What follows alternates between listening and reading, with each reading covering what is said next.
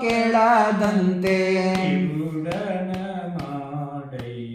ಕಿವುಡನ ಮಾಡಯ್ಯ ನಿಮ್ಮ ಶರಣರ ಪಾದವಲ್ಲದೆ ಅನ್ಯ ವಿಷಯಕ್ಕೆ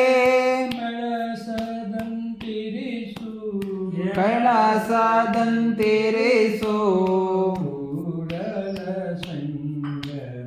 ಕೂಡಲ ಸಂಗಮ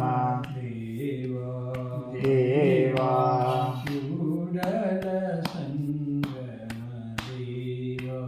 ಕೂಡಲ ಸಂಗಮ ದೇವಾ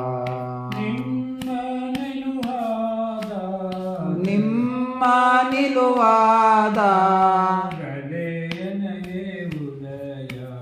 ವೇಳೆಯನಗೆ ಉದಯ